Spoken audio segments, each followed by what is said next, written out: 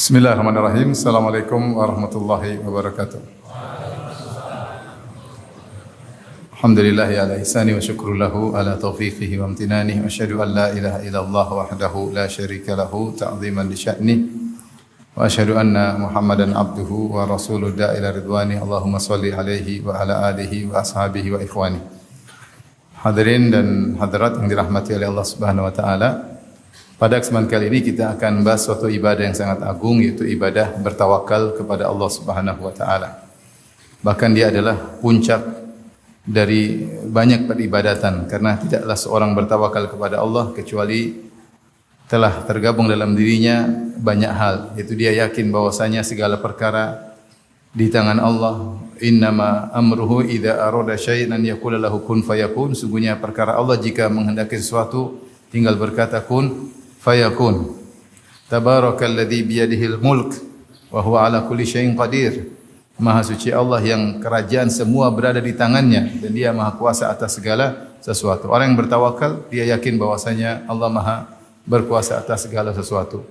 Kemudian orang yang bertawakal yaitu dia mengakui bahwasanya dia adalah hamba yang fakir. Ya ayuhan nas antumul fuqara ila Allah wallahu wal ghaniyyul hamid. Kata Allah, wahai manusia, sungguhnya kalian adalah fakir. Fakir secara zatnya. Allah ghaniyun wallahu wal ghaniyyul hamid. Allah maha kaya secara zatnya, manusia fakir secara zatnya. Dari tidak ada menjadi ada, dia butuh kepada Allah Subhanahu wa taala, dan untuk mempertahankan keberadaannya pun dia butuh kepada Allah Subhanahu wa taala. Oleh karenanya secara zat dia fakir dan dia menyadari kefakirannya, maka dia tidak pede sama sekali pada dirinya, maka dia bersandar kepada Allah Subhanahu wa taala dan merasa diri fakir kepada Allah adalah ibadah tersendiri. Kemudian juga ketika dia bertawakal kepada Allah, berarti dia husnudzon kepada Allah. Bahwasanya Allah mendengarnya, Allah melihatnya, Allah mengetahui gerak-gerik hatinya, wa huwa alimun bidzati sudur. Allah mengetahui apa yang bergulir di hatinya. Allah tahu bahwasanya dia berbaik sangka kepada Allah Subhanahu wa taala. Dia tahu bahwasanya Allah mengurus hambanya secara detail, ya. Afaman huwa qaimun ala kulli nafsin bima kasabat. Ataukah Allah yang mengurusi setiap jiwa dengan apa yang dilakukan. Dia tahu bahwasanya Allah tahu dan mengurusi dia secara detail. Oleh karenanya tawakal adalah ibadah yang sangat agung dan dia adalah ciri dari orang-orang yang sempurna imannya. Allah berfirman, innamal mu'minuna alladzina idza dzukirallahu wajilat qulubuhum wa idza tuliyat alaihim ayatuhu zadatuhum imana wa ala rabbihim yatawakkalun. Sungguhnya orang beriman yang sungguhnya, al-mu'minuna al-kummal, yaitu orang-orang yang sempurna imannya. Siapa mereka? Alladzina idza dzukirallahu wajilat qulubuhum. Kalau disebut Allah maka hati mereka takut. Wa idza tuliyat alaihim ayatuhu zadatuhum imana. Dan jika dibacakan ayat-ayat Allah, iman mereka bertambah. Wa ala rabbihim yatawakkalun. Dan mereka bertawakal kepada Allah Subhanahu wa taala. Oleh karenanya orang-orang yang tawakalnya sempurna, maka mereka masuk surga tanpa adab dan tanpa hisab. Ketika Nabi sallallahu alaihi wasallam menyebutkan tentang umatnya di hari kiamat kelak, Nabi bersabda, wa ma'ahum sab'una alfan yadkhulunal jannata bighairi hisabin wala adab. Maka di antara umatku ada 70.000 orang yang masuk surga tanpa adab dan tanpa hisab. Ketika Rasulullah ditanya siapa mereka itu, maka Rasulullah SAW menyebutkan ciri-ciri mereka, dan ciri-ciri mereka semuanya terkait dengan tawakal. Kata Nabi SAW, humul ladzina la yastarqun. Mereka adalah orang yang tidak pernah minta untuk diruqyah. Wala yaktawun. Mereka adalah orang-orang yang tidak pernah berobat dengan besi yang dipanaskan. Wala yatatayyurun. Mereka tidak percaya dengan namanya tatayyur. Wa ala rabbihim yatawakkalun. Dan mereka bertawakal kepada Allah Subhanahu wa taala. Kata para ulama, Rasulullah menyebutkan 4 sifat. Sifat pertama, kedua dan ketiga, kesimpulannya pada sifat keempat, yaitu tawakal. Mereka tidak minta diruqyah, padahal minta diruqyah boleh. Boleh seorang minta untuk diruqyah. Salah satu sebab syar'i untuk berobat adalah diruqyah, tetapi mereka meninggalkannya. Kenapa? Karena kuatnya tawakal kepada Allah Subhanahu wa taala. Boleh berobat dengan besi yang dipanaskan, boleh, ya. Tetapi kenapa mereka tidak melakukannya? Karena kuatnya tawakal kepada Allah Subhanahu wa taala. Mereka tidak percaya dengan pamali-pamali, tidak percaya dengan angka-angka sial, tidak percaya dengan hari-hari sial, tidak percaya bahwasanya hewan ini menyebabkan ini. Kenapa? Karena mereka tawakal semuanya yang mengatur adalah siapa? Allah Subhanahu wa taala. Maka di akhirnya Rasulullah mengatakan wa ala rabbihim yatawakkalun, dan mereka bertawakal kepada Allah Subhanahu wa taala. Karena mereka bertawakal kepada Allah Subhanahu wa taala, konsekuensinya mereka tidak perlu dihisab. Kenapa mereka tidak perlu dihisab? Karena mereka telah menyerahkan urusan kepada Allah. Seandainya mereka yang menghandle, menangani sendiri, mereka perlu dihisab. Tapi ketika mereka menyerahkan urusan kepada Allah secara totalitas, maka Allah tidak perlu menghisab mereka karena mereka telah berserah diri dan menyerahkan urusan kepada Allah Subhanahu wa taala. Makin dalil bahwasanya tawakal adalah ibadah yang sangat agung dan ciri orang-orang yang sempurna iman mereka. Rasulullah SAW juga pernah bersabda, "Yadkhulul jannata aqwamun afidatuhum ka afidati thair." Masuk ke surga sekelompok orang yang hati mereka seperti hati burung. Di antara tafsiran para ulama yaitu hati mereka bertawakal sebagaimana burung bertawakal kepada Allah Subhanahu wa taala. Karenanya ma'asyiral muslimin, orang yang paling bertawakal adalah Nabi Muhammad sallallahu alaihi wasallam. Dia adalah imam al-mutawakkilin, dia adalah orang yang paling kuat tawakalnya. Sampai begitu agungnya tawakalnya sampai dalam Taurat disebutkan nama Nabi dengan nama al-mutawakkil. Dalam hadis yang diriwayatkan oleh Imam Bukhari dari Abdullah bin Amr bin Al-As, Atha bin Yasar berkata kepada Abdullah bin Amr bin Al-As, "Akhbirni bi sifatin Nabi, ba'dhi sifatin Nabi sallallahu alaihi wasallam fi Taurah." Wahai Abdullah bin Amr bin Al-As, dia adalah orang yang pernah menelaah Taurat. Kabarkanlah kepadaku tentang sebagian sifat Nabi yang tersebut dalam Taurat. Maka kata Abdullah bin Amr bin Al-As radhiyallahu anhu, "Ajal, wallahi innahu lamausufun fit Taurat bi ba'dhi sifatihi fil Quran." Kata Abdullah bin Amr bin Al-As radhiyallahu anhu, tentu demi Allah Rasulullah sallallahu alaihi wasallam disifati dalam Taurat dengan sebagian sifat yang Allah sebutkan dalam Al-Quran. Kemudian dia menyebutkan teks dalam Taurat, yaitu Allah berfirman, "Ya ayuhan nabiyyu inna arsalnaka syahidan wa mubasyiran wa nadhira wa hirzan lil ummiyin.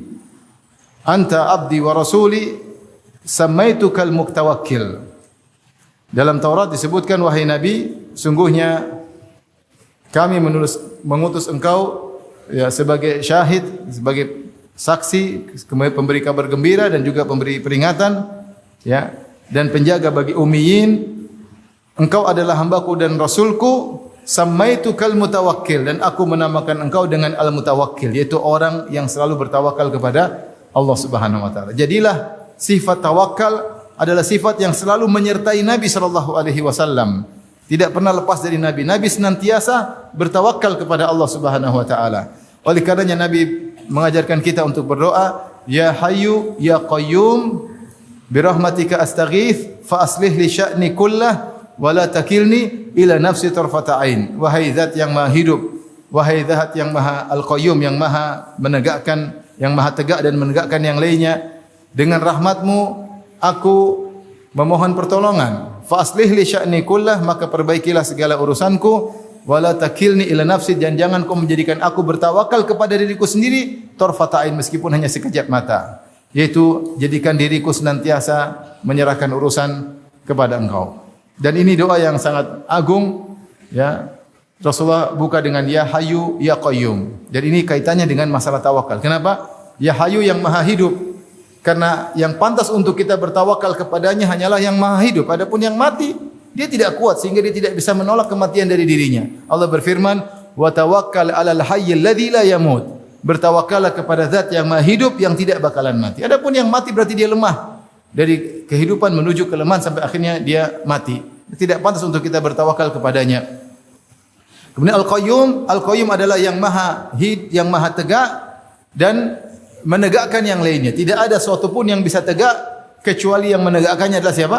Allah. Maka kita tidak bisa beres menjalankan urusan kita kecuali yang membereskannya, yang perbaikannya, yang menegakkannya adalah Allah Subhanahu wa taala. Maka Rasulullah bertawassul dengan dua nama ini pas untuk bertawakal kepada Allah, ya Hayyu ya Qayyum. Bi rahmatika astaghits, dengan rahmatmu aku mohon pertolongan, kasihilah diriku. Aku adalah hamba yang lemah, tidak bisa berbuat apa-apa. Fa aslih li sya'ni kullah, kalau kau tidak sayang kepada aku tidak bisa menjalankan segalanya. Dan yang paling pantas untuk kita bertawakal yang rahmat, yang sangat sayang kepada kita. Dialah yang pantas kita bersandar. Bagaimana kita bersandar kepada misalnya orang yang tidak sayang sama kita? Orang yang cuek sama kita, yang pantas kita bersandar siapa? Yang Maha Sayang. Makanya Allah berfirman, "Qul huwar rahman amanna bihi wa alaihi tawakkalna." Katakanlah dialah Ar-Rahman. Kami beriman kepadanya dan kepadanya lah kami bertawakal. Karena yang pantas untuk ditawakili, kita bertawakal kepadanya adalah Ar-Rahman. Bayangkan dalam doa ini Rasulullah menggabungkan sifat Al-Hayat yang ada pada Allah, Al-Hayyu, Al-Qayyum, kemudian apa? Ar-Rahman, yaitu rahmat. Bi rahmatika astaghith. Fa aslih li sya'ni kullah wa la takilni an nafsi tarfata ain. Perbaikilah segala urusanku dan jangan kau biarkan aku bersandar pada diriku meskipun sekejap mata, karena hamba ini adalah hamba yang sangat lemah. Oleh karenanya Nabi SAW mencontohkan tawakal dalam segala hal. Di antara aplikasi Nabi dalam bertawakal adalah Nabi senantiasa berdoa kepada Allah Subhanahu wa taala. Minimal doa itu adalah bentuk tawakal, menyerahkan urusan kepada Allah Subhanahu wa taala. Nabi dari bangun tidur sampai mau tidur lagi bertawakal kepada Allah Subhanahu wa taala. Kalau keluar rumah apa baca doanya? Bismillah tawakkaltu 'ala Allahi la haula wala quwata illa billah. Allahumma inna a'udzubika an adhil a'udhal aw azil aw uzal aw azlim aw uzlam aw ajhalu jahal alayhi. Doa kepada Allah Subhanahu. Naik kendaraan berdoa. Apa doa naik kendaraan? Subhanalladzi sakhkhara lana hadza wa ma kunna lahu muqrinin wa inna ila rabbina lamunqalibun. Subhanallah, maha suci Allah yang kalau bukan karena Engkau kami tidak bisa menundukkan tunggangan ini. Bagaimana onta yang begitu kuat bisa tunduk kepada yang menungganginya? Kalau Allah tidak tundukkan, dia enggak akan mau tunduk. Onta kalau tendang manusia bisa langsung mati, tendangannya sangat kuat. Tapi ketika mau ditunggangi dia tunduk. Siapa yang menundukkannya? Allah. Ya. Dan dalam banyak ayat Allah menyebutkan wasakharnaha, ya, kami tundukkan hewan-hewan buat kalian. Kalau tidak Allah tundukkan, kita tidak bisa tunggangi onta ini. Wa inna ila rabbina lamunqalibun, dan kita akan kembali kepada Allah. Kemudian kita berkata, alhamdulillah, alhamdulillah, alhamdulillah, Allahu akbar, Allahu akbar, Allahu akbar. Subhanakallahumma inni dzalamtu nafsi faghfirli innahu la yaghfiru dzunuba illa ant. Sama safar, pulang dari safar, doa. Masuk suatu negeri, berdoa. Rasulullah selalu berdoa. Dan itu ciri khas Nabi SAW. Kita bisa lihat buku doa Nabi, selalu berdoa kepada Allah Subhanahu Wa Taala. Selalu berdoa. Sampai Rasulullah mau tidur, Rasulullah benar-benar doa dengan doa tawakal. Di antara doa tidur, apa doa tidur? Bismika, Allahumma amutu wa ahya, itu tawakal. Ya Allah, dengan Engkau lah aku mati dan Engkau lah aku hidup. Aku bisa tidur karena Engkau, aku bisa bangkit lagi karena Engkau. Ya, makanya di antara doa Nabi ketika mau tidur, subhanakallahumma rabbi bika wada'tu jambi wa bika arfa'u in absakta nafsi faghfir laha wa in arsaltaha fahfadha bima tahfadhu bihi ibadaka salihin. Ya Allah, dengan Engkau lah aku bisa meletakkan lambungku. Banyak orang tidak bisa tidur. Kaya raya tapi tidak bisa tidur. Duit banyak tapi enggak bisa tidur. Apalagi enggak punya duit. Yang bisa bikin tidur siapa? Allah Subhanahu wa taala. Subhanakallahumma rabbi bika wada'tu jambi wa bika arfa, yang bisa bikin bangun lagi Allah. In amsakna nafsi, kalau ketika saya tidur kau pegang nyawaku, yaitu kau wafatkan aku. Ya. Allah berfirman, Allahu yatawaffal anfusa hina mautiha wallati lam tamut fi manamiha wa yumsiku allati qada 'alaiha al-maut wa yursil ukhra ila ajalin musamma. Yang Allah wafatkan, Allah tahan nyawanya, yang Allah hidupkan lagi, Allah kembalikan lagi nyawanya. Maka Nabi berdoa, in amsakta nafsi, kalau ketika aku tidur kau tahan nyawaku, maka ampunilah aku. Apa yang kita harapkan? Ampunan Allah. Wa in arsaltaha, kalau kau kembalikan lagi supaya aku bisa beraktivitas lagi, fahfadha bima tahfadhu bihi ibadaka salihin, maka jagalah ruhku, jagalah diriku sebagaimana engkau telah menjaga hamba-hamba yang saleh. Ini tawakal atau bukan? Tawakal. Kita enggak tahu tidur bisa bangun lagi atau tidak, Allah alam. Demikian juga di antara doa tidur Nabi sallallahu alaihi wasallam yang Nabi anjurkan adalah doa yang terakhir, karena doa tidur banyak. Di antara zikir dan doa yang paling banyak ketika mau tidur. Karena ini waktu yang kita benar-benar enggak bisa apa-apa, maka kita butuh tawakal lebih daripada kondisi-kondisi yang lain. Di antara doa Nabi sebelum tidur, Nabi berdoa, Allahumma inni aslamtu nafsi ilaik, wa wajjahtu wajhi ilaik, wa fawwadtu amri ilaik, wa alja'tu dhahri ilaik, raghbatan wa rahbatan ilaik, la malja wa la manja minka illa ilaik. Amantu bi kitabika alladhi anzalt wa bi nabiyyika alladhi arsalt. Kata Nabi, jadikan ini doa yang paling terakhir sebelum kau tidur. Maknanya, ya Allah, aku menyerahkan jiwaku kepadamu. Aku mengarahkan wajahku kepadamu. Aku menyerahkan urusanku, wa fawwadtu amri ilaik. Aku menyerahkan segala urusanku kepadamu. Mungkin tidur enggak bangun lagi. Wa alja'tu dhahri ilaik. Aku sandarkan punggungku kepadamu karena takut dan berharap kepadamu. Tidak ada tempat menghindar, kabur kecuali darimu kepadamu. Aku beriman kepada kitab yang kau turunkan, ya, dan beriman kepada nabi yang kau utus. Jadi ketika tidur Rasulullah SAW berdoa dengan doa yang menunjukkan tawakal kepada Allah Subhanahu wa taala. Oleh karenanya pantas jika nabi dalam Taurat disebut dengan al-mutawakkil. Kata Allah, wa samaitukal mutawakkil. Aku menamakan engkau dengan al-mutawakkil, yaitu orang yang senantiasa bertawakal kepada Allah Subhanahu wa taala. Oleh karenanya ikhwan dan akhwat yang dirahmati Allah Subhanahu wa taala, tawakal ini harus selalu menempel pada kita.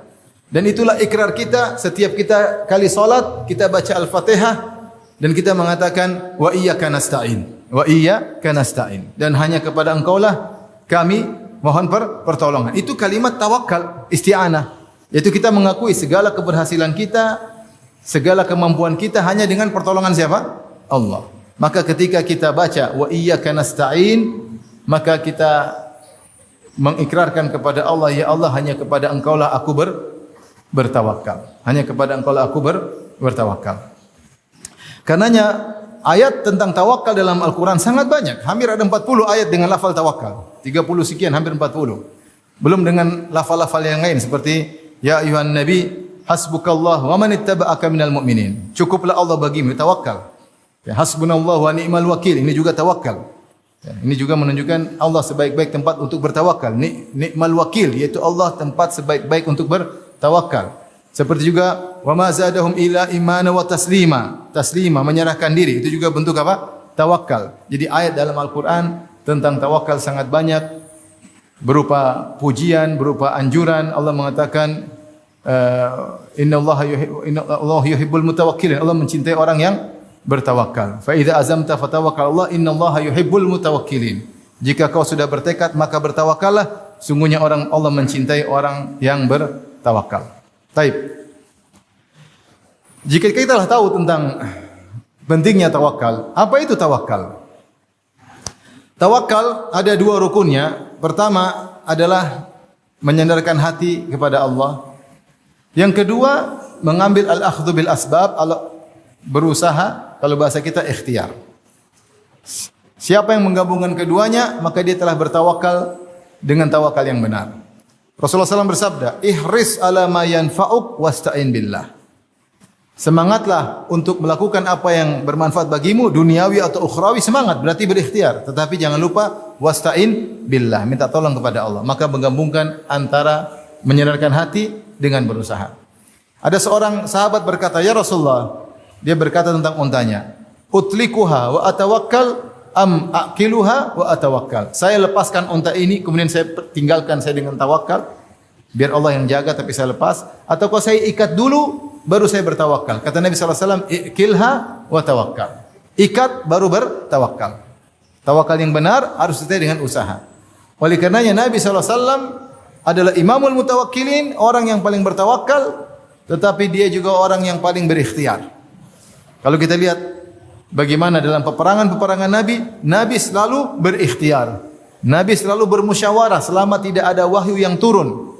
Kalau tidak ada wahyu, Nabi bermusyawarah. Wasyawirhum fil amr, kata Allah, bermusyawarahlah dengan mereka. Fa idza azamta, kalau kau sudah bermusyawarah, kemudian ada tekad, fatawakkal, bertawakal kepada Allah. Maka dalam perang Badar Nabi bermusyawarah sampai ada yang kasih masukan, Rasulullah sebaiknya kita ke depan sedikit, ya, misalnya. Dalam perang Uhud Rasulullah SAW bermusyawarah, golongan junior, golongan senior, gimana? Apakah kita bertahan di Madinah atau kita menyambut musuh di Uhud? Akhirnya golongan junior berkata kita sambut di Uhud. Akhirnya Rasulullah ikut dengan pendapat para junior. Ketika perang Khandaq Rasulullah bermusyawarah sampai datang sama Al-Farisi, ya Rasulullah, kunna bi Faris idza husirna khandaqna. Kami di Persia dulu, kalau kami dikepung kami bikin khandaq, bikin parit. Rasulullah ikuti apa? Pendapat Salman Al-Farisi, karena Rasulullah realistis, karena musuh ketika sangat banyak, 10.000 lebih. 10.000 dari luar, 700 dari dalam, sementara kaum muslimin mungkin cuma 2.000-an. Kalau melawan secara realitas sulit, maka Rasulullah mengambil strategi yang realistis, yaitu dengan bertahan. Bagaimana caranya bikin khandaq? Maksud saya Rasulullah berusaha. Di antara usaha adalah musyawarah. Kemudian Rasulullah SAW mengambil sebab contoh. Seperti ketika Rasulullah berhijrah. Apa yang Rasulullah lakukan? Rasulullah sampai bersembunyi di goa Jabal Saur selama 3 hari 3 malam untuk mengelabui kaum musyrikin. Bahkan padahal Rasulullah ingin ke utara. Ke utara itu di Madinah, Mekah di selatan. Sementara Rasulullah menjauh dari utara malah ke selatan. Ke Jabal Saur yang kurang jaraknya mungkin 7 kiloan. Bersembunyi selama 3 hari. Supaya apa? Supaya ketika mereka kehilangan Nabi di Mekah, mereka akan cari ke utara tentunya. Setelah 3 hari mereka tidak dapat, mereka bilang Muhammad sudah lolos. Padahal belum. Setelah 3 hari baru Nabi jalan. Ini semua usaha Nabi. Sampai Nabi SAW juga sewa penunjuk jalan Abdullah bin Raikid. Bahkan Abdullah bin Raikid orang kafir, tapi dia amanah, Rasulullah sewa dia agar bisa menunjukkan jalan-jalan pintas menuju kota Madinah, bukan jalan umum yang ditempuh oleh orang-orang banyak. Bahkan Rasulullah Amir bin Fuhairah menggembalakan kambing-kambingnya untuk menutup jejak kaki Nabi dan Abu Bakar karena orang Arab dahulu pandai membaca jejak kaki. Ini semua usaha. Rasulullah tidak masuk goa tembus Madinah. Kalau di sini mungkin bisa, tapi kalau di sana nggak bisa. Di sini masya Allah masuk goa tembus Mekah. Allahu Akbar. Ya kalau itu kita akui Nabi kita kalah ya, itu kalah. Tapi Nabi SAW dulu berusaha. Masuk goa, keluar lagi ya. Ketika perang Uhud, Rasulullah SAW berusaha.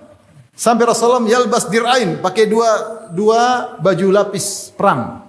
Biasanya Rasulullah pakai satu ketika perang Uhud. Karena musuh banyak, mereka 3.000, Rasulullah cuma 700. Di antara usaha Nabi pakai baju perang satu, lapis 2. Kemudian Rasulullah SAW pakai mikfar, kemudian pakai khuda, pakai helm, lengkap. Baru maju dalam peperangan. Itu pun Nabi masih terluka. Ya. Nabi pun masih terluka. Makanya ketika Nabi SAW dalam kondisi ada isu Rasulullah SAW sudah mati dan menjadikan daun para sahabat, maka Rasulullah ingin naik di tempat yang tinggi untuk menjelaskan saya masih hidup agar menyemangati sahabat lagi.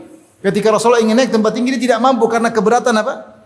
Keberatan baju perang. Maka Rasulullah injak Talha bin Ubaidillah, baru Rasulullah kasih tahu beliau masih hidup sallallahu alaihi wasallam. Maksud saya Rasulullah adalah orang yang paling bertawakal, tapi dia adalah orang yang paling berusaha.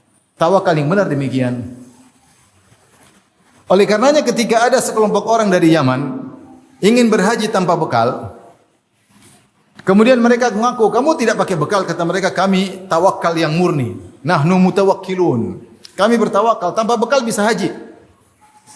Maka turun ayat menegur, wa tazawwadu fa inna khairaz zadi taqwa. Berbekalah ketika mau haji.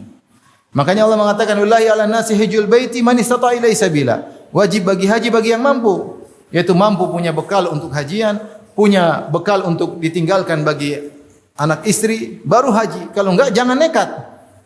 Jangan bilang saya haji tanpa bekal. Benar bisa haji tapi muka melas, butuh kasihan orang, dikasihani orang. Ini enggak benar seperti ini, merepotkan orang. Kita kalau bisa enggak minta tolong sama orang, jangan minta tolong. Sehingga tawakal kita semakin tinggi, tauhidnya semakin tinggi. Semakin sering minta sama orang, tauhid kita turun. Tapi kalau kita tanpa modal, enggak boleh. Kalau enggak mampu haji, enggak usah haji. Kalau enggak mampu, enggak usah haji. Maka Allah tegur, wa tazawwadu, berbekalah. Mau haji harus berbekal, jangan nekat tanpa bekal. Maka mereka bukan mutawakkilun, bukan orang yang bertawakal, tapi tawakul, yaitu orang yang ngaco, yang tidak benar dalam tawakal mereka. Karena kalau tidak, kita akan merepotkan orang. Saya sering cerita, kasus nyata, saya pernah ketemu pasangan haji suami istri. Saya datang ke kos-kosan mereka di hotel, kemudian ngobrol, ada jemaah haji yang lain. Kemudian dia tahu bapak tua ini, rahimahullah sudah meninggal. Dia bilang, saya selalu pas, DPD, saya selalu pas. Ada temannya nyeletuk, kalau pas kenapa kemarin tasnya hilang? Dia bilang, tapi kan kembali lagi. Saya tidak perlu cari, kembali lagi. Iya, tapi yang cari kita Pak, kita yang capek. Jadi ceritanya dia turun bandara, tas dia hilang. Dia nunggu aja, dia tawakal. Benar tasnya datang. Dan dia semakin pede, lihat Allah datangkan tas saya. Tapi yang nyari siapa? Temannya semua nyari. Ini kan enggak benar seperti ini. Enggak benar. Terus ditegur lagi sama temannya, nyinyir. Kemarin kalau pas, kenapa salah bis? Dia jawab lagi, itu bis Allah siapkan buat saya. Jadi ceritanya gimana? Ketika mereka di Madinah, kemudian ada pengumuman kita akan city tour, maka pihak KBIH ya, kelompok haji mengatakan nanti tolong dari habis sholat subuh langsung balik karena kita mau siap-siap City Tour. Maka berangkatlah mereka ke Masjid Nabawi dia dengan istrinya. Kemudian istrinya bilang, "Ayo kita balik ya." Kata dia, "Kamu pulang dulu lah. Bapak ayah saya mau zikir." Akhirnya istrinya pulang, akhirnya rombongannya pergi naik bis. Dia mungkin mau sholat isyraq atau apa, akhirnya dia pulang sholat duha, dia pulang kesiangan. Ketika dia pulang bisnya enggak ada, dia naik bis orang. Akhirnya, Pak, ini bis orang Pak, jangan Pak, bukan bis Bapak. Akhirnya dia turun, akhirnya orang kasihan. Dulu naik aja Pak. Itu dia bilang, Allah siapkan bis buat saya. Padahal istrinya dia tinggal. Harusnya kan ini teman istrinya. Ini contoh salah dalam bertawakal. Bismillah.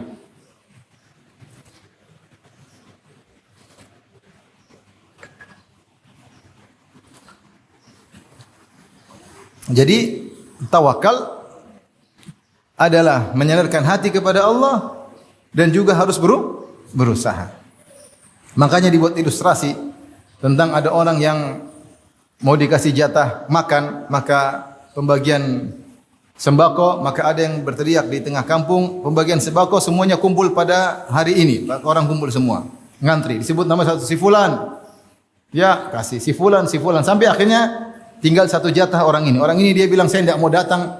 Saya ingin buktikan saya bertawakal, nanti itu sembako datang sendiri." Akhirnya ketika orang ngantri dia enggak ngantri. Tapi dia dengar di dalam rumah. Benar, karena pembagian dekat rumah dia. Si fulan, kalau saya jawab saya tidak bertawakal. Diam aja lah. Akhirnya orangnya bilang, "Udah kita kasih orang." Aduh. Ada yang bilang, "Enggak, dia insya Allah di rumah." Benar kan? Ada yang bela, benar. Akhirnya, "Coba kita ke rumahnya." Datang ke rumahnya. "Assalamualaikum." Kalau saya jawab Waalaikumsalam, berarti saya tidak bertawakal. Saya tidak mau jawab. Assalamualaikum. 3 kali enggak ada. Enggak ada orangnya. Udah kita kasih orang. Aduh, gawat nih, enggak ada yang bela lagi. Kalau ada yang bilang titip aja dulu sama saya kan oke lah. Enggak ada yang bela. Akhirnya terpaksa dia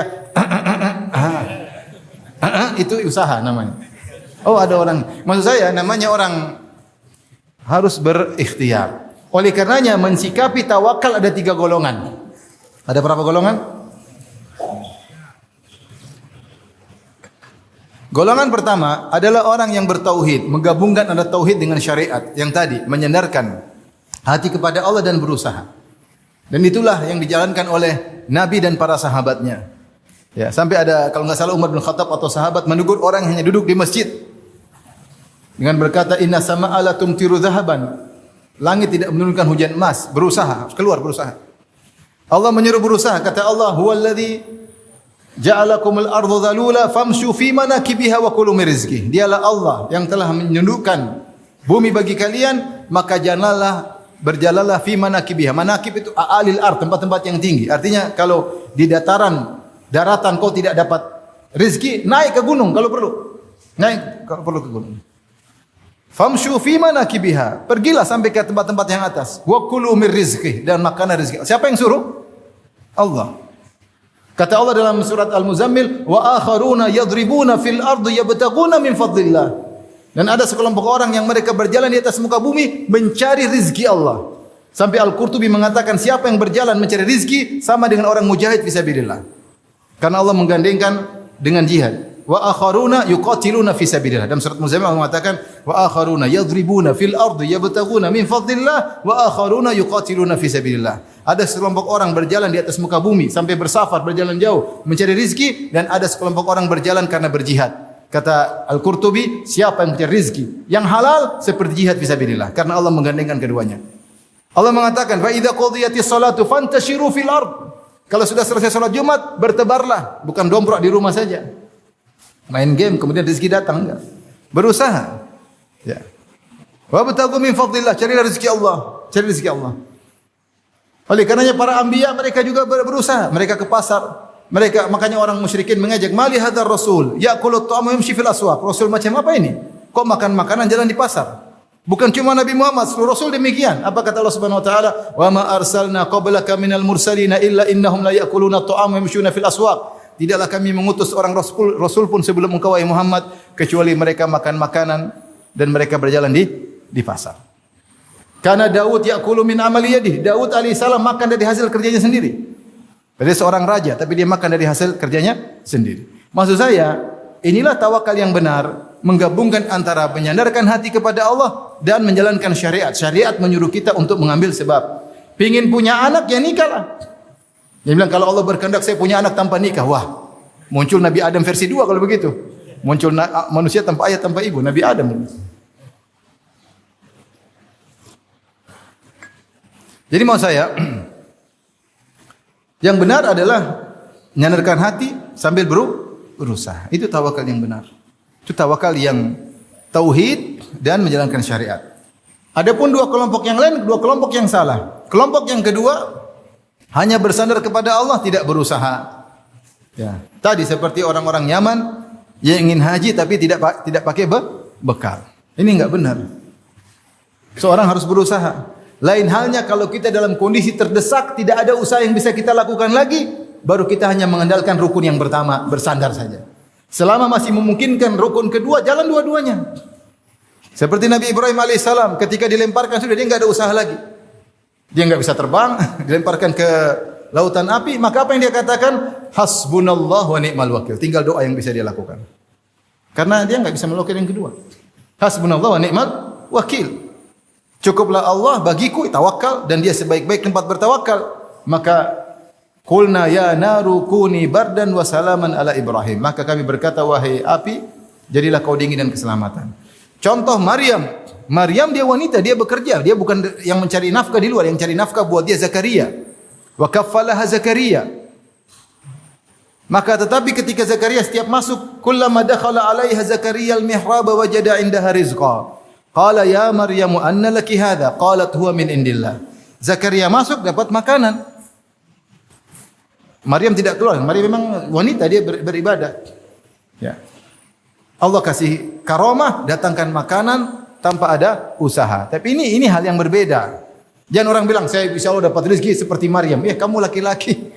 Kamu gimana kalau domprak di rumah, oh tenang saya dapat rezeki. Istri yang kerja kan ngaco seperti itu. Ngaco. Ada kawan, ini kisah nyata. Di Madinah, dia keluar di suami istri, terus suaminya pergi katanya mau berdakwah. HP-nya dimatikan. Istrinya ditinggalin. Kemudian entah berapa hari, 3 hari, 10 hari, atau 40 hari saya enggak tahu pergi. Akhirnya ketika istrinya sakit, yang ngurusin tetangga-tetangganya. Ini kan tawakal yang salah. Udah pergi, HP jangan dimatikan, HP nyalain. Kalau ada apa-apa, istri punya masalah apa atau darurat kan bisa telepon. Kata dia, untuk kesempurnaan tawakal HP matiin, saya jalan berdakwah. Lah ini ngaco seperti ini. Akhirnya ketika istrinya sakit, siapa yang ngurusin? Tetangga-tetangganya, teman-teman yang ngurusin. Ini kan enggak benar. Jangan bilang tenang nanti Allah sudah urus. Enggak begitu kan. Ngerepotin orang. Apakah Nabi ngajarin merepotin orang? Nabi bahkan mengambil bayat kepada para sahabat, alla yasaluna nasa syai'an. Jangan minta sekali-sekali kepada seorang pun. Nabi pernah mengambil bayat agar tauhid mereka sempurna. Jangan bilang saya bertawakal baru ngerepotin orang. Baru membuat wajah melas sehingga orang kasihan sama kita. Itu tawakal enggak benar. Mana tauhidmu? Kalau kau bisa berusaha sendiri. Ini enggak benar seperti itu. Oleh karenanya siapa yang hanya menyandarkan hati kepada Allah, tidak melakukan sebab, dia telah mencampakkan syariat. Karena syariat isinya berusaha adalah ikhtiar. Syariat semuanya ada apa-apa berikhtiar, tapi hati bersandar kepada Allah. Syariat suruh cari rezeki, syariat suruh nikah, iya enggak? Ya ma'syara syabab, man istata'a minkum ba'a falyatazawwaj. Wahai para pemuda, siapa yang mampu menikah, menikahlah. Rasul yang suruh. Apapun, perang berusaha, cari rezeki berusaha, berkeluarga berusaha, enggak ada diam-diam aja. Maka barang dan lihat buku-buku fikih semua tentang ikhtiar. Semua isinya tentang ikhtiar. Maka barang siapa yang mengatakan cukup bersandar kepada Allah tanpa harus mengambil sebab, tanpa berusaha, maka dia telah mencampakkan apa? Syariat. Ini tidak benar. Ini telah menghilangkan akal sehat. Orang yang menikah saja belum tentu punya anak, iya enggak? Apalagi yang tidak menikah, gimana mau punya anak? Anak kandung ya, kalau anak angkat ya gampang. Ini kelompok yang salah. Kemudian juga kelompok yang ketiga yang juga salah. Sebaliknya, dia lupa bersandar kepada Allah dan dia bersandar kepada sebab. Dan ini banyak menimpa atau sebagian kaum muslimin. Di antara contohnya ketika dia berobat, dia mengatakan, kalau dokter ini yang menyembuhkan saya. Kalau bukan dokter ini mungkin saya tidak sembuh. Sehingga ketika dia berobat ada dokter terkenal hebat dalam masalah medis, maka ketika itu hatinya bersandar kepada dokter. Ini salah. Seperti orang ketika bekerja dia bilang kalau bukan bos saya tidak dapat gaji. Seakan-akan rezekinya di tangan bos. Atau ketika dia jualan dia melas-melas seakan-akan rezekinya di tangan customer. Seakan-akan rezekinya di tangan pembeli. Dia lupa bahwasanya rezeki di tangan Allah yang menyebabkan customer mau langganan sama kita, yang menyebabkan para pembeli mau beli barang kita adalah siapa? Allah Subhanahu wa taala. Ini sering kita alami sehingga kita pede kepada diri kita sendiri. Lupa bahwasanya yang memberikan segala nikmat adalah Allah. Betapa banyak orang merasa kalau dia sudah olahraga dia pasti sehat. Tahu-tahu dia sakit, tahu-tahu dia mati. Benar atau tidak? Dia sangka dengan sebab dia ini, benar ini sebab. Tapi dia harus tahu ini sebab yang buat dia sehat siapa? Allah Subhanahu wa taala. Oleh karena dikatakan pepatah Arab, yu'ta min haitsu ya'man. Betapa banyak orang terkena di sisi dia merasa aman. Dia merasa aman di situ justru dia terjatuh di situ. Dia merasa aman di situ. Kenapa? Karena dia lupa menyandarkan kepada Allah Subhanahu wa taala. Dan orang yang menyandarkan kepada sebab, lupa kepada al-musabbib yang menentukan akibat, dia terjumus dalam syirik kecil. Syirik kecil. Dan ini harus kita waspada. Maka setiap kita melakukan sesuatu, kita berusaha tapi kita yakin semuanya karena siapa? Allah. Ya, karena semuanya karena Allah. Di antara bukti bahwasanya seorang sering terjerumus dalam kesalahan ini, lupa kepada penentu akibat, lupa kepada al-musabbib, lupa kepada Allah dan hanya bersandar kepada sebab, di antaranya orang itu ujub. Ujub. Ketika dia berhasil, saya itu lupa. Seandainya dia tahu bahwasanya keberhasilan murni dari Allah, dia tidak akan ujub. Dia tidak akan ujub. Dia tahu saya ini tidak bisa apa-apa. Tapi kenapa dia ujub? Karena dia merasa dianya yang bikin berhasil. Sehingga dia bersandar kepada dirinya. Dari ujub kemudian naik lagi menjadi sombong. Oleh karenanya model ketiga ini banyak menimpa atau sebagian kaum muslimin terjatuh di dalamnya, yaitu bersandar kepada sebab, lupa kepada sang pencipta sebab dan pencipta akibat, yaitu Allah Subhanahu wa taala. Muwahhid yang benar, ahli tauhid yang benar adalah menggabungkan keduanya. Hatinya bersandar kepada Allah dan dia berikhtiar. Dia bertawakal kepada Allah dalam menjalankan sebab. Dia bertawakal kepada Allah dalam menjalankan apa? Sebab. Taib. Inilah tawakal yang benar. Nah, sekarang kita bahas dalam ranah apa kita bertawakal. Kapan kita bertawakal? Jawabannya kita bertawakal dalam segala hal.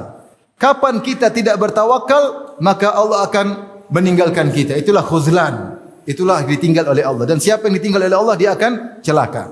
Maka kita bertawakal dalam segala hal. Cari rezeki bertawakal, beribadah bertawakal, ngurus anak bertawakal, ngurus istri bertawakal. Apa saja bertawakal. Olahraga bertawakal, semua bertawakal. Dalam segala hal.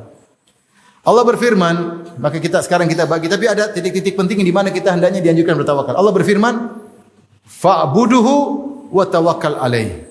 Beribadahlah kepada Allah dan bertawakallah kepada Allah. Di sini isyarat di antara poin yang sangat penting untuk kita bertawakal adalah ketika beribadah. Ketika beribadah, bertawakal kepada Allah agar ibadah kita diterima, agar ibadah kita ikhlas tidak riya, agar ibadah kita ikhlas tidak ujub, agar kita bisa istiqamah, agar bisa continue. Kalau tidak, ibadah kita enggak beres. Makanya Rasulullah sering berdoa, bahkan Rasulullah menganjurkan Muadz bin Jabal, kata Rasulullah sallam, "Ya Muadz, inni uhibbuka fillah." Wahai Muadz, saya cinta engkau karena Allah. Makanya saya mau kasih wasiat, jangan kau tinggalkan. Fala tada'anna dubura kulli salat an taqul. Jangan sekali-sekali kau tinggalkan di penghujung salatmu untuk berdoa, Allahumma inni ala dzikrika wa syukrika wa husni ibadatik. Ini semua ibadah. Ya Allah, tolong aku. Kalau kau tidak tolong aku enggak bisa. Tolong aku untuk apa? Untuk bisa berzikir. Tolong aku untuk apa? Untuk bisa bersyukur. Tolong aku untuk apa? Bisa ibadah yang baik. Ini namanya tawakal dalam beribadah. Tawakal dalam beribadah. Gimana kita bisa ingat Allah kalau Allah enggak tolong kita? Nabi berdoa, Allah maj'alni laka syakkara laka dzakkara. Ya Allah, jadikanlah aku hamba-Mu yang senantiasa bersyukur, jadikanlah aku hamba-Mu yang senantiasa berzikir. Kalau Allah tidak jadikan kita suka berzikir, kita lupa sama Allah. Lupa sama Allah. Sehingga habis waktu lihat medsos, habis waktu bilang yang lain-lain enggak. Oleh karenanya kita tawakal dalam urusan ibadah dan tawakal dalam urusan duniawi. Tawakal dalam segala hal. Di antara ibadah yang dituntut untuk kita bertawakal dan sering kita lupa seperti salat. Salat. Allah berfirman, "Wa tawakkal 'alal azizir rahim alladzi yaraka hina taqum wa taqallubaka fis sajidin innahu wasami'ul alim." Kata Allah, bertawakallah kepada Allah yang Al-Aziz, yang Maha Perkasa. Kita hanya bertawakal kepada Maha Perkasa, yang Maha Kuat. Ar-Rahim, yang Maha Penyayang, yang sayang sama kamu. Sebaik-baik tempat bertawakal yang sayang kepada kita. Kenapa kita bersandar kepada bapak kita? Bapak kita sayang sama kita. Kenapa kita bersandar kepada ibu kita? Ibu kita. Kenapa bersandar sama kawan dekat? Karena kita yakin kawan dekat sayang sama kita. Yang lebih sayang dari mereka semua, Rabbul Alamin. Maka wa tawakkal 'alal azizir rahim alladzi yaraka hina taqum, yang melihat engkau ketika kau berdiri salat. Wa taqallubaka fis sajidin, yang melihat engkau bergerak bersama orang-orang yang sujud. Innahu was-sami'ul alim, sungguhnya Allah Maha mendengar lagi Maha mengetahui. Maka ketika salat bertawakal agar kita bisa khusyuk. Ketika kita salat benar-benar Allahu Akbar. Kemudian kita baca doa istiftah, kemudian kita bilang auzubillahi minasyaitonir rajim. Tawakal kepada Allah. Mau salat malam, tawakal sama Allah. Berdoa, ya Allah mudahkan aku untuk salat malam. Bisa bangun sambil berusaha, pasang alarm. Satu di atas lemari, satu di telinga istri. InsyaAllah bangun sambil berdoa. InsyaAllah bangun. Tapi kalau kita tidak bertawakal, susah bangun malam. Bayangkan sebelum tidur kita murajaah YouTube. Nonton YouTube. Nonton masalah ijazah enggak habis-habis. Terus ketiduran, bangun lanjut lagi. Gimana mau salat malam?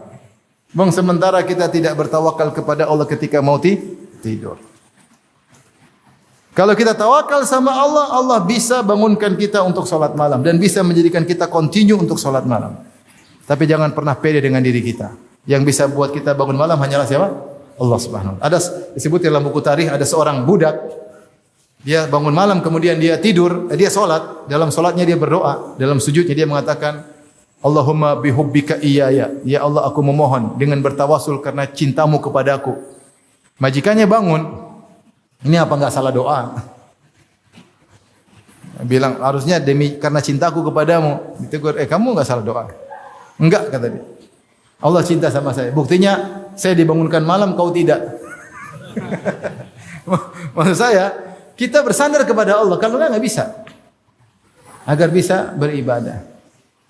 Antum kalau enggak bertawakal kepada Allah, susah untuk bersedekah. Pelit. Tapi kalau bersedekah, bismillah. Bismillah. Ini ada uang 100.000. Bismillah. Aduh. Bismillah. InsyaAllah. Tawakal. InsyaAllah diganti. Bismillah. Antum mengirim uang sama ibu bulan Ramadan. Sudah betul angkanya 5. Tinggal nolnya berapa? Khilaf. Nolnya 5 berarti 500.000. Nolnya 6 berarti berapa? 5 juta. Bismillah. Tambah satu lagi. Bismillah. Bismillah. Kalau enggak tawakal enggak bisa. 50 juta jadi 500.000. Pelit lagi 50.000. Ya, harus bertawakal. Kalau enggak bertawakal enggak bisa. Ibadah kita enggak bisa. Umrah, haji, tawakal. Kalau kita enggak tawakal, enggak tahu umrah kita terima atau tidak. Kalau kita enggak tawakal, haji kita riya atau tidak enggak tahu deh. Susah atau tidak enggak tahu. Tawakal sama Allah. Berdoa kepada Allah selalu, ya Allah dengan Engkau aku bisa berhaji. Berdoa kepada Allah Subhanahu wa taala. Di antara ibadah yang kita dianjurkan untuk bertawakallah ketika berdakwah, terutama ketika ada gangguan. Allah sebutkan dalam banyak ayat tentang bagaimana tawakal orang-orang soleh ketika sedang berdakwah. Seperti Nabi Nuh alaihissalam. Watlu alaihim naba Nuhin idh qala liqaumi ya qaumi in kana kabura alaikum maqami wa tadhkiri bi ayatillah fa 'ala Allahi tawakkaltu. Bacakanlah kepada mereka tentang kisah Nabi Nuh ketika dia berkata kepada kaumnya, wahai kaumku, in kana kabura alaikum maqami, kalau kalian merasa berat aku berada di tengah kalian. Kalian merasa berat aku mengingatkan kalian. Apa yang harus aku lakukan? 'Ala Allahi tawakkaltu. Aku bertawakal kepada Allah. Ya sudah, saya kan harus berdakwah. Saya bertawakal kepada Allah. Kenapa kaum Nabi Nuh kalau Nabi Nuh ceramah masukkan jari ke telinga, tutup wajah mereka, tidak mau dengar. Ya sudah. Tapi Nabi Nuh bertawakal. Allah berfirman berkata para rasul ya, wa ma lana alla natawakkala 'ala Allah wa qad hadana subulana wa lanasbiranna 'ala ma adaitumuna. Kenapa kami tidak bertawakal kepada Allah sementara Allah telah memberi petunjuk kepada kami? Kami sungguh akan bersabar atas gangguan kalian. Tawakal sama Allah. Bukan tawakal kepada netizen. Dakwah tawakal kepada siapa? Allah. Hanya Allah yang bisa memberi hidayah. Hanya Allah yang bisa buat kita kuat. Yang Allah buat kita istiqamah. Betapa banyak gangguan yang bisa membuat kita melenceng dari rel dakwah. Ketika Nabi Hud ditakut-takutin oleh kaumnya, "Inna qulu illa taraka ba'du alihatina bisu'." Qala inni ushhidullah wa ashhadu anni bari'un mimma tusyrikuna min duni fakiduni jami'an thumma la tunzirun inni tawakkaltu 'ala Allahi rabbi wa rabbikum ma min dabbatin illa huwa akhidhun bi nasiyatiha inna rabbi 'ala siratim mustaqim. Ketika kaum Nabi Nuh berkata, "Nuh, kelihatannya kau sakit, kelihatannya kau kualat karena telah mencela Tuhan-Tuhan kami." Kata Nabi Nuh, "Saksikanlah ya Allah, aku berlepas diri kesyirikan kalian kecuali hanya kepada Allah. Dan aku bertawakal kepada Allah, ya, Rabbku dan Rabb kalian.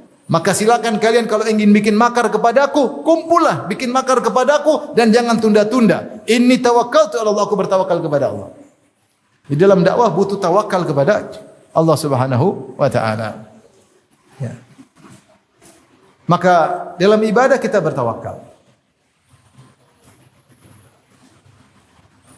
Dan juga di antara bentuk ibadah yang kita butuh tawakal kepada Allah adalah bertawakal dalam rangka meninggalkan maksiat.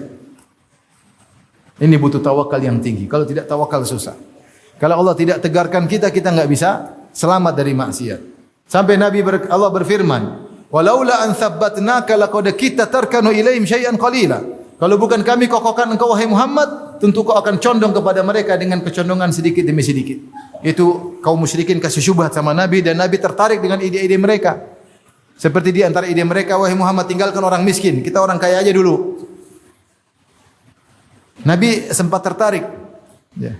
Makanya Allah mengatakan, "Wasbir nafsaka ma'al ladzina yad'una rabbahum bil ghadati wal asyurin wajha wa la ta'du aynaka anhum turidu zinatal hayatid dunya." Kata Allah, sabarkanlah dirimu bersama orang-orang miskin. Jangan dengar syubhatnya orang musyrikin.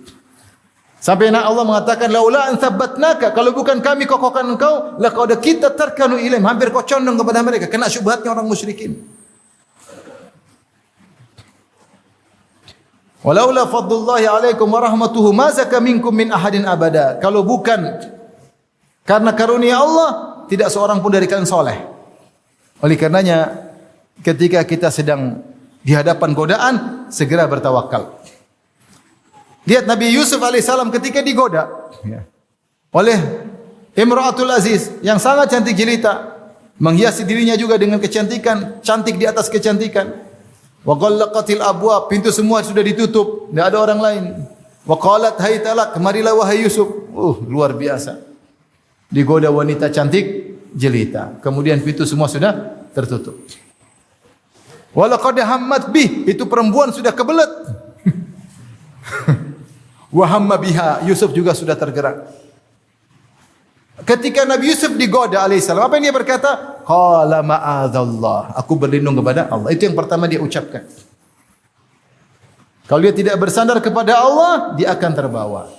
Siapa yang kuat digoda oleh wanita cantik jelita? Yang enggak cantik aja tergoda, apalagi yang cantik jelita. Bagaimana Allah juga kisahkan tentang Maryam. Ketika Allah kirim, fa arsalna ilaiha ruhana, Allah kirim malaikat Jibril. Fatamatsala laha basharan sawiyya, maka malaikat Jibril menjelma menjadi seorang yang sempurna, orang yang tampan. Maryam kira lelaki mau menggoda. Maka ketika masuk, apa yang dilakukan Maryam? Qalat a'udzu birrahmani minka in kunta taqiyya. Aku berlindung kepada Allah dari gangguanmu dan engkau bertakwalah kepada Allah. Pertama yang dia lakukan adalah berlindung kepada Allah. Kalau enggak kita enggak bisa. Enggak bisa. Jadi pertahanan pertama ketika digoda, tulus minta tolong sama Allah. Kalau enggak bisa. Kalau minta tolong ragu-ragu, jatuh. Bagaimana di antara 7 orang yang dinaungi oleh Allah, seorang lelaki da'atum ra'atun zatu mansibin wa jamalin faqala inni akhafullah. Subhanallah. Seorang lelaki yang dinaungi Allah pada hari kiamat tatkala matahari jarak 1 mil, dia digoda oleh seorang wanita cantik dan kaya raya. Itu cita-cita kita, pingin punya istri apa? Cantik dan kaya raya. Kaya raya enggak cantik, oke lah. Cantik enggak kaya, oke lah. Apalagi tergabung keduanya, cantik dan kaya raya. Apalagi dia yang menggoda. Allahu Akbar. Tapi antum enggak bakalan mengalami ini. Siapa cantik kaya menggoda antum? Tidak berselera sama antum. Saya bercanda. Mau saya ini orang hebat digoda orang cantik kaya raya. Tapi bagaimana dia selamat? Dia berkata, "Ini akhafullah." Bersandar kepada Allah. Kalau enggak bisa. Oh, ukhtiyah. Oh, yang kemarin ya. Selesai. Selesai. Tapi kalau langsung bersandar kepada Allah, "Ini akhafullah." Makanya saya tidak bisa bayangkan bagaimananya hebat ketika seorang diingat oleh Allah kemudian dia bisa berhasil lolos dari godaan yang luar biasa. Tentang seorang yang dalam gua kemudian dia selamat ketika dia mengatakan saya punya sepupu perempuan yang paling saya cintai, tidak ada lelaki mencintai wanita seperti saya mencintainya. Saya mengajak dia, merayu dia tidak pernah mau sampai dia datang punya hutang butuh uang, saya pun kasih uang 100 dinar, dalam sebagian riwayat 120 dinar, itu sekitar setengah kilogram emas. Dengan syarat dia menyerahkan kegadisannya. Ketika saya sudah duduk di depan dia sebagaimana layaknya seorang suami di hadapan istrinya, tiba-tiba dia berkata, "Ya Abdullah ittaqillah." Wahai si fulan, bertakwalah kepada Allah Subhanahu wa taala. Maka saya pun tinggalkan dia. Ini agak mustahil. Karena kalau laki-laki sudah bergejolak syahwatnya, otaknya sudah hilang. Tapi ini luar biasa ya. Oleh karena mau saya, kalau kita tidak bersandar kepada Allah, kita enggak bakalan lolos dari maksiat. Kita lemah. Kapan kita terjerumus dalam maksiat? Ketika itu tawakal kita kurang kepada Allah. Kita lagi pingin senang-senang sehingga kita tidak mau tawakal. Kalau bertawakal pasti Allah selamatkan. Allah mengatakan, "Innal ladzina taqau idza massahum ta'ifun minasyaitani tadzakkaru fa idza hum mubsirun." Sungguhnya orang-orang yang bertakwa, jika datang gangguan setan bisik-bisik, tadzakkaru, dia ingat Allah, maka selamat. Fa idza hum mubsirun, maka dia pun melihat. Kalau tidak ingat Allah enggak bisa. Kata Allah, "Fa idza qara'tal Qur'an fasta'idz billahi minasyaitonir rajim. Innahu laisa lahu sultanun 'alal ladzina amanu wa 'ala rabbihim yatawakkalun." Sungguhnya setan tidak punya kemampuan untuk menguasai orang yang beriman dan orang yang bertawakal. Maka di antara yang kita butuhkan di zaman ini ketika muncul godaan yang haram, apa godaan wanita, fitnah dunia, fitnah harta, ada hal-hal yang haram, tawakal kepada Allah. Tawakal. Ada orang nawarkan proyek haram? Enggak. Allahur Razzaq. Dia Maha memberi rezeki, bukan dari kau. Saya tolak. Ada kawan kemarin pengacara datang ke rumah main. Dia cerita, kita lagi kumpul. Kemudian cerita, "Ustaz, kemarin saya ada tawaran proyek membela kejahatan. Dapat uang muka 4 miliar. Subhanallah. Goyang. 4 miliar ini bukan sedikit. 4 miliar nolnya berapa? Nolnya banyak. Ketika saya lihat, saya ingat ceramah antum Ustaz. Antum bilang, kalau haram tinggalkan. Insya Allah ada gantinya yang halal. Itu urusan Allah. Maka karena saya ingat ceramah antum, saya tawakal, saya tinggalkan itu 4 miliar. Teman-temannya bilang, ada gantinya? Belum. Saya bilang, diganti di akhirat. Kalau enggak di dunia, diganti di akhirat. Jangan khawatir. Tawakal, saya rezeki bukan di tanganmu, rezeki saya di tangan Allah, bukan kamu. Kalau ada tawaran-tawaran maksiat, tinggalkan. A'udzubillahi minasyaitonir rajim. Kalau kita enggak berlindung, kita enggak bakalan selamat. Kapan kita terjerumus dalam maksiat? Karena kita memang tidak mau bertawakal. Kita lagi pingin enjoy dengan maksiat tersebut. Makanya kita terjatuh. Maka di antara tawakal yang sangat diperlukan adalah tawakal dalam meninggalkan maksiat. Itu ibadah kepada Allah Subhanahu wa taala. A'udzubillahi minasyaitonir rajim. Taib, itu tawakal terkait dengan ibadah dan semua ibadah kita butuh tawakal. Kemudian tawakal berikutnya, ini sekedar sampel-sampel saja, tawakal dalam urusan dunia. Dan urusan dunia banyak. Di antara urusan dunia yang kita butuh tawakal, tawakal ketika mencari rezeki. Kita beriman Allahu war-Razzaq, innallahu war-Razzaqu dzul quwwatil matin. Dialah Allah, Maha pemberi rezeki. Kata Allah, "Wabtaghu indallahi rizqa." Carilah rezeki di sisi Allah Subhanahu wa taala. Yakin rezeki dari Allah. Yakin bahwasanya rezeki dari Allah. Bukan dari customer, bukan dari pembeli, bukan dari bos. Ini semua cuma jalan. Sebab-sebab yang Allah siapkan, rezekinya dari Allah melalui mereka. Melalui mereka. Tentu harus berusaha. Lihatlah Nabi berkata, "Lau annakum tatawakkaluna 'ala Allahi haqqa tawakkulih, la razaqakum kama yarzuqut tayr." Kalau kalian tawakalnya benar, maka Allah akan beri rezeki kepada kalian sebagaimana burung. Taqdu khimasan wa taruhu bitana. Burung pagi hari terbang dengan perut kosong, balik-balik perutnya sudah kenyang. Kata para ulama, burung dia tidak berakal seperti manusia. Akal dia kecil dan dia hanya insting saja. Manusia akalnya banyak, akal benar, akal bulus banyak. Nipu orang aja akalnya banyak. Betapa banyak kita tertipu, ya. Sering ketipu sama teman sendiri. Manusia akalnya banyak, mencari nafkah juga akalnya banyak. Mau jadi ini, mau jadi anu, mau jadi ini. Lihat celah-celah, lihat, masya Allah, kesempatan-kesempitan manusia. Burung apa sih yang dia nggak bisa begitu? Artinya kemampuan dia, potensi dia untuk mencari rezeki terbatas. Tetapi kenapa rezeki dia terpenuhi? Dia tawakal.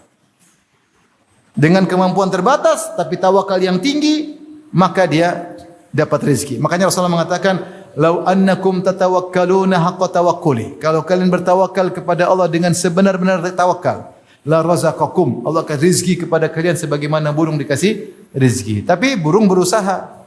Logis dia bangun subuh-subuh dia sudah bangun, sudah bersenandung, loncat dari pohon satu ke pohon yang lain, sudah ngobrol sama temannya. Ini persiapan sebelum terbang. Sementara antum mencari rezeki, subuh ketiduran, habis subuh tidur lagi, ya repot. Burung masih lebih pintar daripada antum. Kemudian dia terbang berkilo-kilo, kemudian pulang bawa makan. Mau saya, inilah burung dengan tawakal yang tinggi. Makanya saya katakan dalam sebagian hadis, yadkhulul jannata aqwamun afidatum ka afidati thair, masuk surga sekelompok orang yang hatinya seperti hati burung. Ada khilaf, apa yang dimaksud? Ada yang mengatakan tawakal seperti tawakalnya burung. Karena burung kemampuannya sedikit, namun dia bisa mendapatkan rezeki. Dan Allah sudah jelaskan, wa ka'ayyin min dabbatin la tahmilu rizqaha Allahu yarzuquha wa iyyakum. Betapa banyak hewan melata tidak bisa mencari rezeki karena kemampuan terbatas. Tapi Allah yang tanggung rezekinya dan juga kalian. Maka seorang ketika cari rezeki bertawakal. Gimana? Doa. Berusaha, doa, malam berdoa, nangis, ya Allah, minta rezeki Allah. Kenapa? Mau kawin ya Allah, duit tidak ada. Mahar mahal ya Allah, berdoa, nangis-nangis. Engkau Maha Pemberi rezeki. Masa antum nangis-nangis 2 bulan enggak dikasih rezeki sama Allah? Cuma antum nangisnya cuma sekali, besoknya tidak nangis lagi. Nangis tiap hari. Tunjukkan semakin kita hina dina, semakin mudah dikabulkan. Kita kalau berdoa detail menunjukkan kehinaan kita, bukan detail permintaan. Ketika ada yang berdoa, ya Allah, anugerahkanlah ke aku surga yang kalau aku masuk sebelah kanan ada istana begini-begini. Ini tidak boleh. Ini namanya berlebih-lebihan dalam berdoa. Ya Allah, saya minta seorang istri ya Allah yang tingginya 172 ya Allah. Kulitnya kuning langsat ya Allah. Hidungnya mancung lancip di depannya ya Allah. Bibirnya begini Kalau ada teman yang dengar, kau tidur aja, lihat dalam mimpi nanti dapat. Bilang aja ya Allah, istri yang soleha, yang cantik, yang bantu mendudukan pandangan, global aja, enggak usah begini sudah lengkap semua. Ternyata dia senyum, giginya geraham semua. Bercanda. Maksud saya, jadi kalau kita minta jangan terlalu detail. Allah yang tahu lebih maslahat buat kita, tapi minta global, yang soleha, yang cantik, yang bantu mendudukan pandangan, boleh enggak? Boleh, enggak ada masalah. Tapi kalau mendetailkan kekurangan kita itu dianjurkan. Seperti Zakaria. Dzikru rahmati rabbika abadahu Zakaria idh nada rabbahu nidaan khafiyya. Qala rabbi inni wahana al-'azmu minni washta'ala ar-ra'su shayba wa lam akum bi du'aika rabbika syaqiyya. Wa inni khiftu al-mawali min wara'i wa kanat imra'ati aqira. Ya Allah, aku sudah tua, tulangku sudah lemah, rambutku putih semua sudah menyala ini. Istriku mandul, sementara orang-orang butuh dakwah, aku tidak punya keturunan. Ini detail, enggak apa-apa. Seperti Nabi ketika pulang dari Taif, dia mengatakan, Allahumma inni ashku ilaika dha'fati wa qillati hilati wa dha'fa quwwati wa hawani 'alan nas. Ya Allah, aku mengeluhkan kepada Engkau lemahnya diriku, ketidakmampuanku, hinaku di hadapan manusia. Kepada siapa aku bersandar? Itu detail, enggak apa-apa. Jadi kalau antum minta rizki, Allah saya begini, Allah begini, nangis. Ya Allah. Sampai kapan saya harus menyusahkan orang tua ya Allah? Sampai kapan? Berdoa, besok berusaha. Besok berusaha. Yakin, tawakal. Rizki di tangan Allah. Kalau ingin kita kaya, tinggal kun fayakun. Kalau belum kaya sekarang, belum ada maslahat nanti.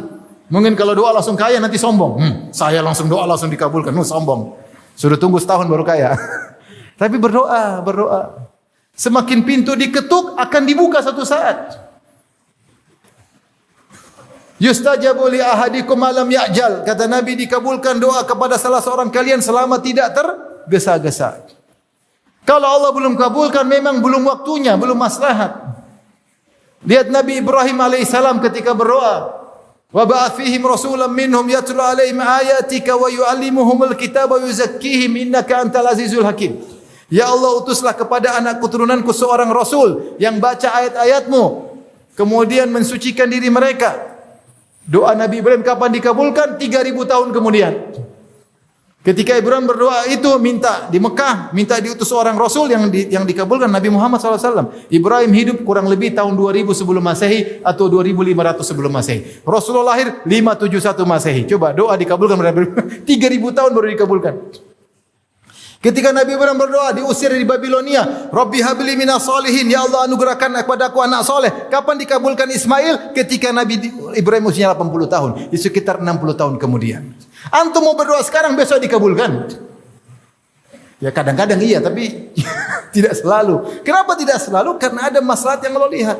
Yang penting kamu berdoa terus, jangan berhenti. Yustajabu li ahadikum malam ya'jal. Berdoa dikabulkan selama tidak tergesa-gesa. Atahza' bid-du'ai wa tasdarihi wa ma tadri bima sana'a ad-du'a'u. Apa kau meremehkan doa, kau menggampangkan doa, kau tidak tahu apa yang bisa dilakukan oleh doa. Ya. Doa itu seperti anak panah yang dilepaskan, pasti akan kena tapi butuh waktu. Akan kena tapi butuh waktu untuk sampai kepada titik kena tersebut. Ada waktunya. Oleh karenanya bertawakal sama Allah, minta rezeki, minta rezeki. Tawakal kepada Engkau Maha Pemberi rezeki. Minta sama Allah, Allah kasih rezeki. Rezeki yang halal, rezeki yang halal. Taib, ini di antara tawakal kepada dalam mencari rezeki. Kalau ada yang haram tinggalkan. Di antara tawakal dalam urusan dunia adalah tawakal dalam ngurus anak. Ngurus anak ini, anak aset terbaik yang kita miliki di dunia maupun di akhirat. Makanya anak adalah amal jariyah. Rasulullah mengatakan, "Idza mata ibnu Adam inqata'a amalu illa min thalath." Kalau anak Adam meninggal, terputus seluruh amalnya kecuali 3. Sedekah jariyah, ilmu tafibi, awaladun saleh yang didoakan, anak soleh yang mendoakannya. Ini aset paling besar. Ketika kita sudah liang lahat tidak bisa apa-apa, di antara mesin pahala buat kita anak kita. Kalau kita yang didik, maka amal dia pahalanya buat kita. Kalaupun bukan kita yang didik, dia anak soleh, dia doain kita. Maka kita tetap beruntung kalau dia soleh. Maka untuk bisa punya anak soleh, harus benar-benar tawakal kepada Allah. Di antara yang pertama, cari ibu yang benar. Udah terlanjur Ustaz, ya sudah terlanjur. Jangan putus asa. Proses pembuatannya berdoa. Jangan lupa, kalau mau berhubungan baca doa. Apa doanya? Belum tahu. Repot. Belum nikah. Belum nikah. Ya, berarti proses pertama cari yang benar. Apa doanya kalau mau berhubungan? Bismillah dulu, bismillah. Bismillah. Allahumma jannibna syaitan wa jannibi syaitan ma razaqtana. Bismillah. Ya Allah, jauhkanlah kami dari syaitan. Jangan sampai syaitan ikut-ikutan dalam urusan hubungan intim. Karena ada yang mengatakan syaitan juga ikutan. Wa syarikum fil amwali wal aulad. Di antara tafsir, sertailah mereka dalam urusan anak-anak, itu ikut-ikutan. Wa jannibi syaitan ma razaqtana, jauhkanlah syaitan dari anak keturunan kita.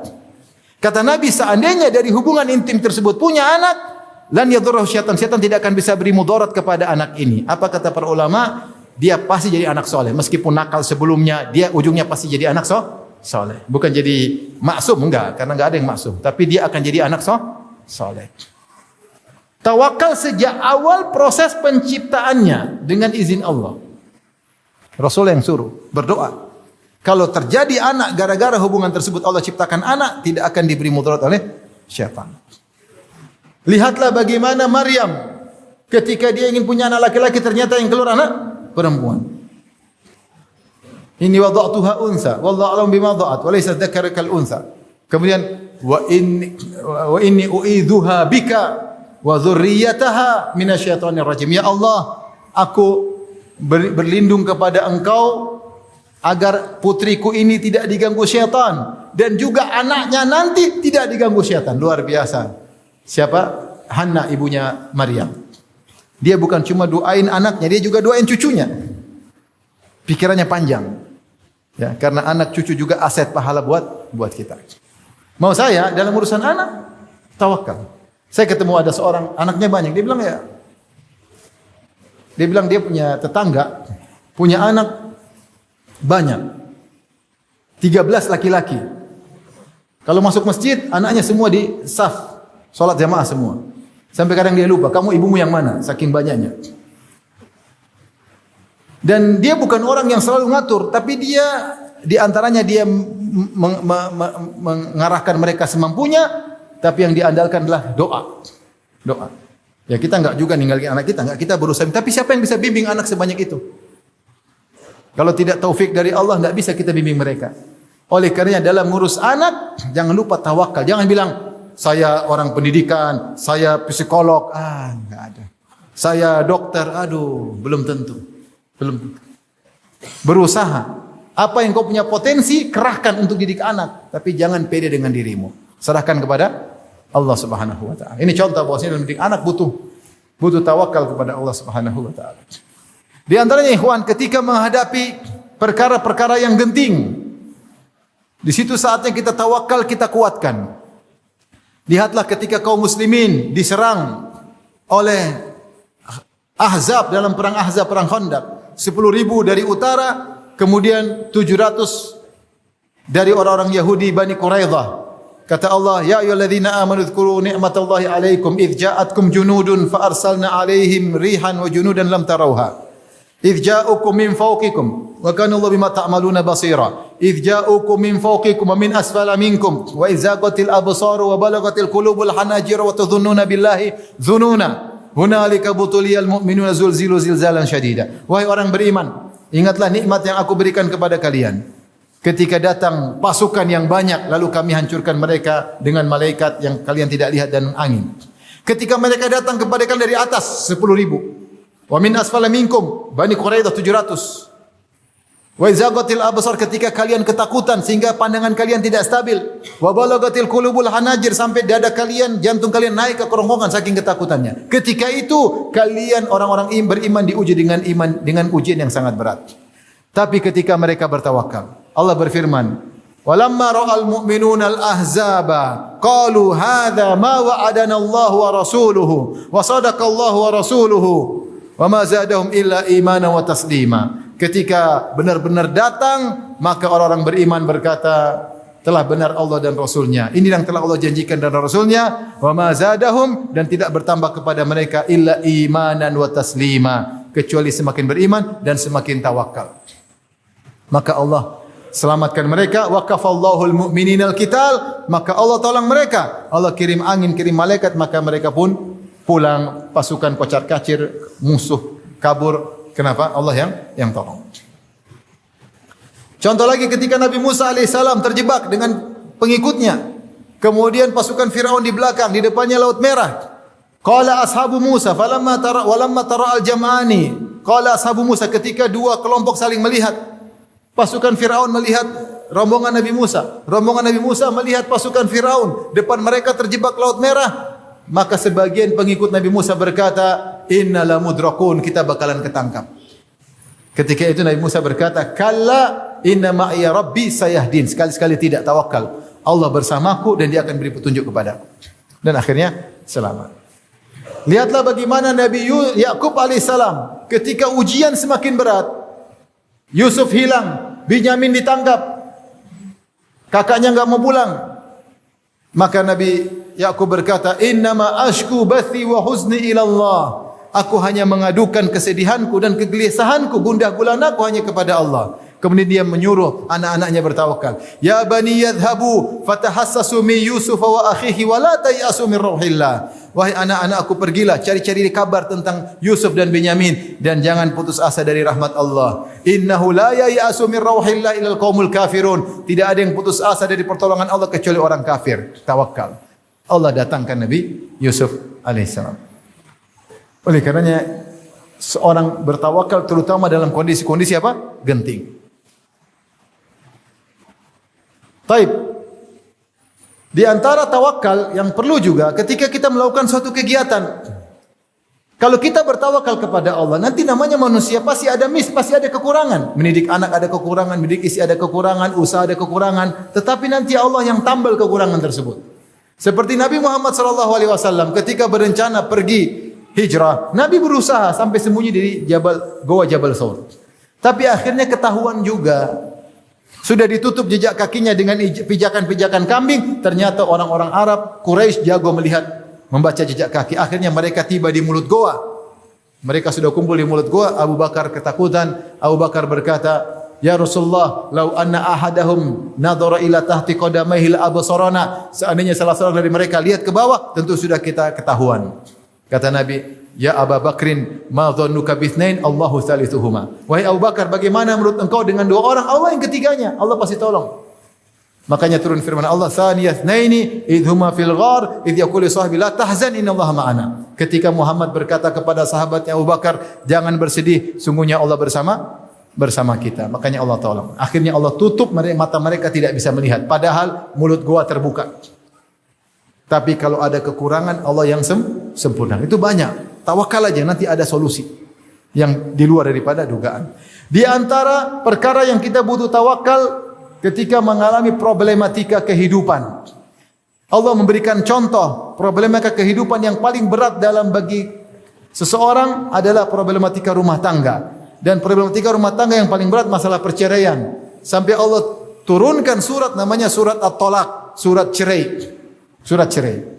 Dan itu berat bagi seorang wanita, berat bagi seorang laki menghadapi permasalahan yang sangat sulit. Tapi siapa yang bertawakal pasti ada solusinya. Kenapa perceraian banyak tidak ada solusinya? Karena tidak ada yang tawakal. Allah berfirman, Ya ayuhan nabi, idza talaqtumun nisaa fatalliquhunna li'iddatihinna wa ahsul iddah. Wattaqullaha rabbakum, la tukhrijuhunna min buyutihinna wa la yakhrujna illa ayyatina bi fahishatin mubayyinah wa tilka hududullah wa man yata'adda hududallahi faqad zalama nafsah. Wahai nabi, yaitu orang beriman, jika kalian menceraikan istri-istri kalian, maka ceraikanlah dengan aturan, yaitu ceraikan istri dalam kondisi suci belum digauli. Suci belum digauli, jatuhkan talak. Talak satu. Apa yang terjadi? Sebagian laki-laki begitu emosi, cerai. Padahal tadi malam dia gauli istrinya. Padahal tadi pagi dia gauli istrinya, sore ini dijatuhkan cerai. Tidak boleh melanggar. Atau istrinya lagi haid, dia ceraikan. Tidak boleh. Haram hukumnya. Haram hukumnya. Tidak mengikut aturan. Kemudian kalau sudah cerai, kata Allah, Wattaqullaha rabbakum, bertakwa dalam menceraikan. Jangan asal emosi, cerai juga butuh takwa. Kemudian kata Allah, la tukhrijuhunna min buyutin. Jangan kalian mengusir mereka dari rumah mereka. Sampai Allah sandarkan rumah kepada istri, padahal rumah milik suami. Jangan keluarkan mereka dari rumah mereka. Yaitu jangan pulang sana, pulang ke rumah orang tuamu. Jangan. Wala yakhrujuna illa ya'tina bi fahishatin mubayyinah. Demikian juga mereka juga jangan pergi ke rumah orang tua kecuali mereka lakukan perbuatan keji. Mereka berzina, mereka ngeyel, mereka bikin kacau di rumah. Itu boleh kita suruh pulang ke rumah orang tuanya. Sekarang apa yang terjadi? Habis cerai istri, pulang. Seusir. Sebagian wanita belum dicerai sudah kabur, apalagi sudah dicerai. Repot. Padahal aturannya wanita kalau dicerai tetap sampai masa iddah selesai di rumah suaminya. Kenapa? Melanggar peraturan. Melanggar peraturan. Kata Allah, wa tilka hududullah. Ini aturan-aturan Allah, batasan Allah. Wa may yata'adda hududallah faqad dzalama nafsahu. Siapa yang melanggar peraturan ini telah menzalimi diri. Dia sendiri yang terzalimi. Akhirnya enggak ada solusi. Fa idza balagna ajalahunna famsikuhunna bima'rufin aw fariquhunna bima'ruf wa ashiru dzawi adli minkum wa aqimu syahadata lillah. Kalau sudah masa iddah sudah di penghujung, tinggal pilihan. Kau ceraikan, cerai dengan baik-baik. Kau mau lanjut, rujuk dengan baik-baik, datangkan saksi. Jangan cerai ngamuk-ngamuk, membongkar aib, menghina wanita, menghina. Ya kalau memang cerai. Bukan berarti kalau mencerai dicerai berarti orang yang buruk, belum tentu. Lihatlah Zubair bin Awam cerai dengan Asma binti Abi Bakar, dua-duanya orang-orang hebat. Tapi kalau waktu cerai. Tapi bukan cerai kemudian dengan cara kasar, dengan cara balas dendam, dengan cara menjatuhkan, dengan cara tasriham bi ihsan. Usarrihkunna sarahan jamila. Ceraikan dengan cara yang baik. Kalau mau baik, balik dengan cara yang baik. Datangkan saksi. Kemudian kata Allah, wasyiru dzawai adli minkum. Kemudian kata Allah, dzalikum yu'adzu bihi man kana yu'minu billahi wal yawmil akhir. Ini nasihat dari Allah bagi orang yang beriman kepada Allah dan hari akhirat. Wa may yattaqillaha yaj'al lahu makhraja. Siapa yang bertakwa kepada Allah, Allah kasih solusi. Wa yarzuqhu min haitsu la yahtasib. Allah akan kasih rezeki dari yang tidak dia sangka-sangka. Wa may yatawakkal 'ala Allahi fa huwa hasbuh. Siapa yang tawakal kepada Allah, cukuplah Allah baginya. Masalahnya orang tidak bertawakal. Siapa yang bertawakal pasti ada solusi. Ini sampel Allah contohkan, ini contoh problematika yang paling berat, apalagi problematika yang lain. Tinggal tawakal, berusaha, serahkan kepada Allah, ikut aturan, bertakwa, insyaallah ada solusi cepat atau lambat. Namun kalau kita tidak bertakwa kepada Allah, tidak bertawakal, maka mungkin solusi tidak datang. Demikian ikhwan dan akhwat yang dirahmati Allah Subhanahu wa taala tentang masalah tawakal, dan ini adalah PR bagi kita semua. Kita kenapa ditinggal oleh Allah sehingga akhirnya kita banyak terjatuh, tersungkur karena kita lupa untuk bertawakal kepada Allah.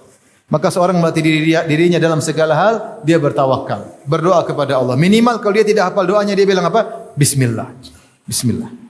Sehingga dia butuh waktu sebentar aja untuk mengkonektikan hatinya kepada Allah. Dengan meyakini saya tidak bisa berhasil kecuali dengan izin Allah Subhanahu wa taala. Dalam segala hal, maka insyaallah hidup kita berkah, dan semakin sering bertawakal semakin kurang hisab. Semakin sering bertawakal semakin kurang hisab pada hari kiamat kelak. Wallahu taala alam bissawab. Baik, demikian saja apa yang bisa saya sampaikan. Kurang saya maaf. Wabillahi taufiq. Assalamualaikum warahmatullahi wabarakatuh.